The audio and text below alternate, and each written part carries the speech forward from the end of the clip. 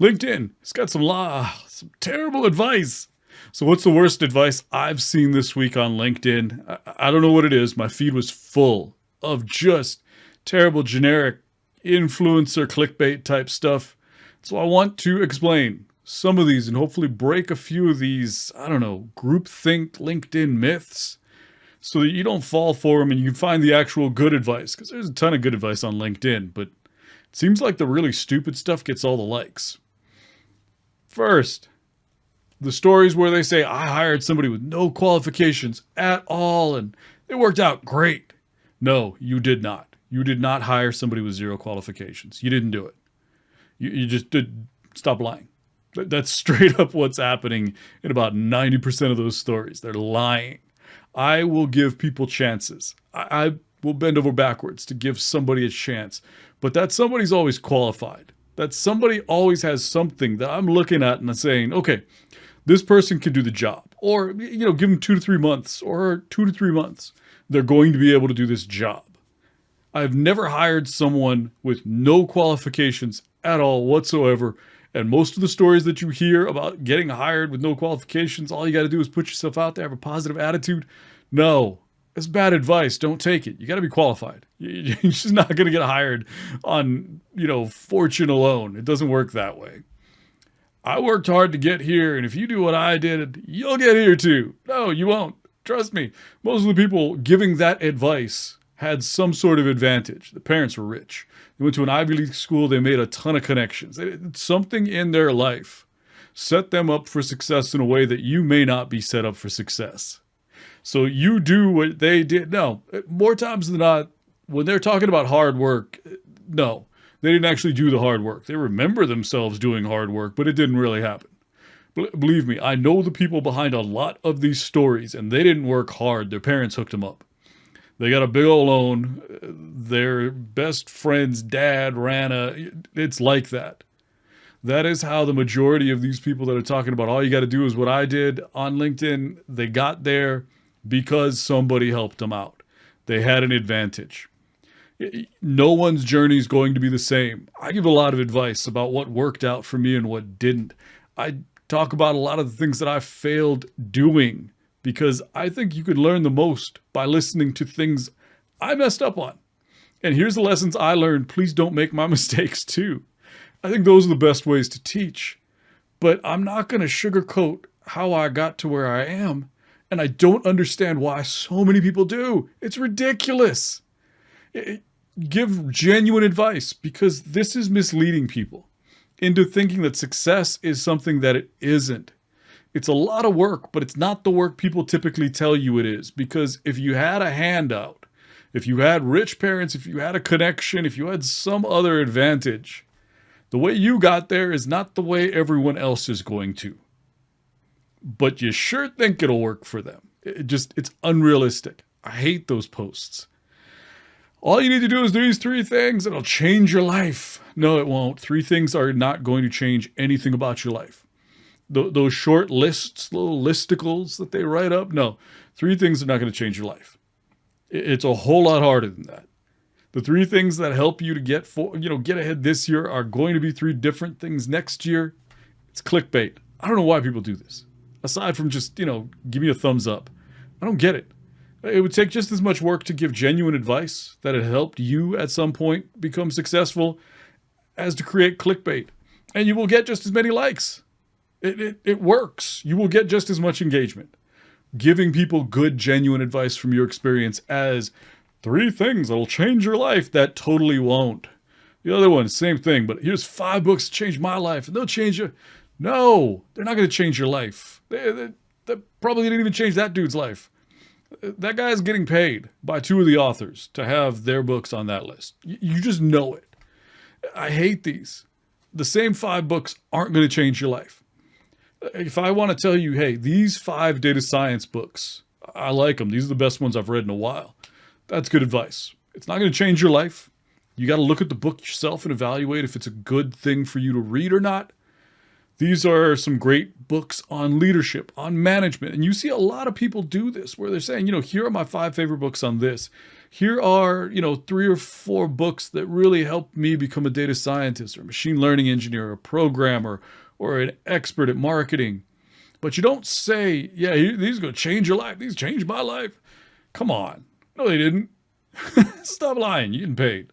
Stop. We got to stop doing that. Put in the extra hours and hustle while they play. No, seriously, spend some time outside of the office.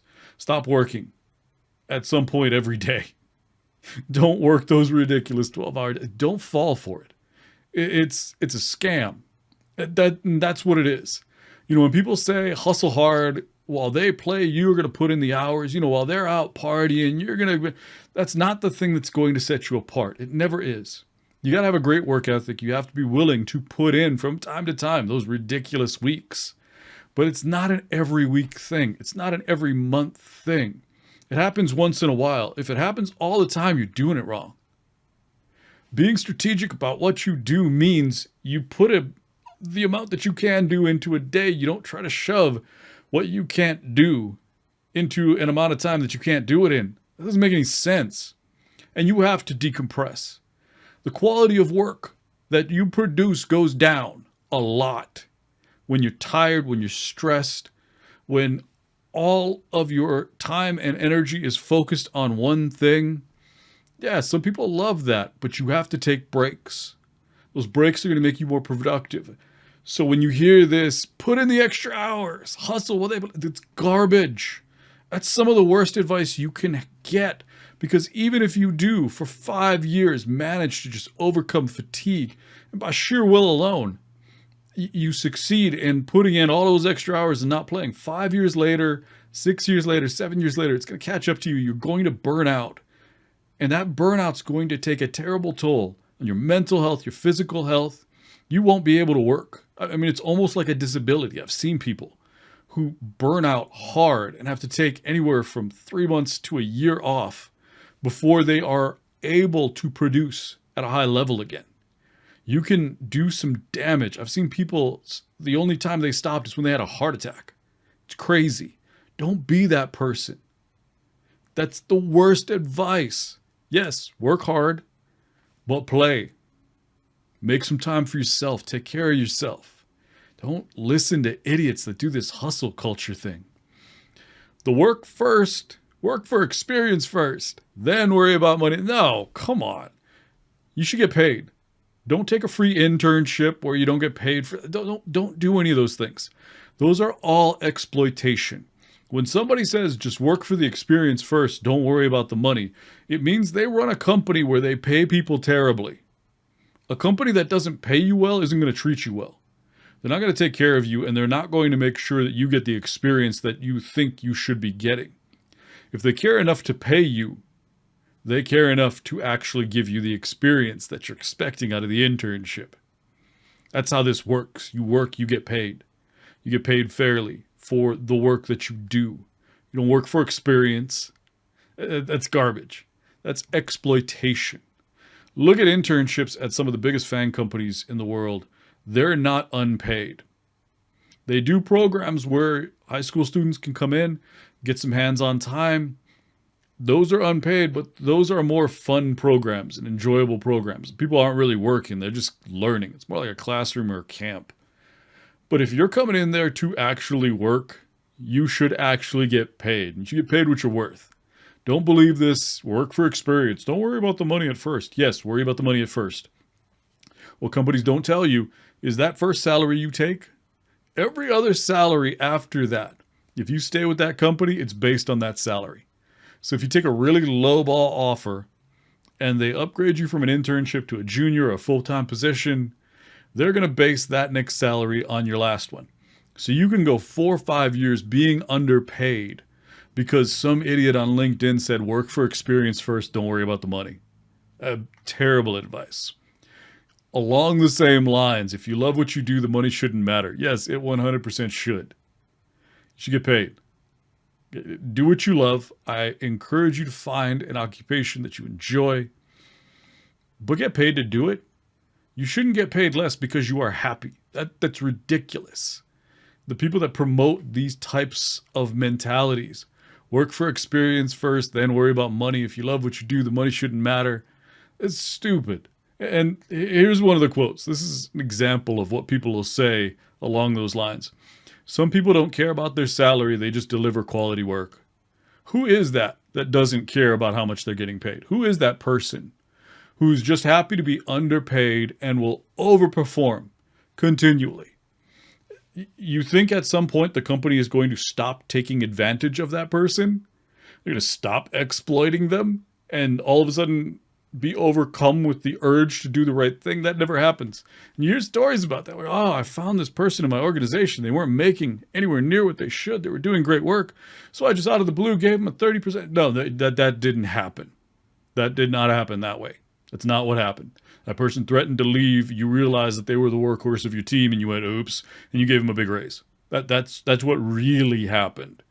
And I wish people on LinkedIn would stop with this.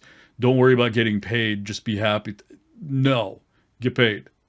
Do quality work, get paid. Love your job, get paid. Put in the hours, get paid. It's always right afterwards. You do labor, you get paid. That's the point. You don't do labor for free. You don't do labor because, hey, at some point down the road, maybe something will happen good for me. No, it's not. It's not how it works. Now I got to do the I don't even know what you're talking about lines of the week. These are things that showed up in my feed that make no sense. That I don't even know why these people posted it. A salary is the drug they give you to forget your dreams. What? Huh? Okay, so getting paid makes me... What? That doesn't make any sense. We are where we are because of who we are. Thank you. Yes, you're right. I am here because I walked here and sat down. That's correct. Because I am me, I am here in my chair. Because my legs, which are mine, walked here and sat down, I am here. Thank you. What are you talking about? Get him a promotion and tell no one. Get a better job offer and tell no one. Live happily and tell no one. Sometimes people ruin beautiful things. I mean, it's not even a haiku. It doesn't even rhyme. What? What are you talking about? Don't celebrate your success with people around you? Like, I shouldn't be happy with my friends? I shouldn't tell my family? The dumbest thing I've ever heard. How is that going to ruin a beautiful thing? To share it with people and have other people celebrate with you and me. What? I should stop celebrating? I'm not going to tell anybody when my birthday is anymore. Why? I don't want to ruin a beautiful thing. How does that make any sense? My last one. So there's a picture of a flower, growing through cement. Everybody's seen it, the flower growing through cement. And I'm saying, if the flower can do it, so can you. Don't be a flower in cement. How did that seed even get there? Don't do that. Don't take a road that hard. Your life shouldn't be that hard. If it feels that hard, something is going wrong.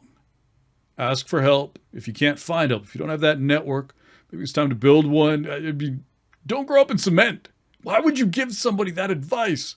Like, your life shouldn't be as hard as it is for a flower to break through cement. That's horrible. That's teaching people that your life should be that hard.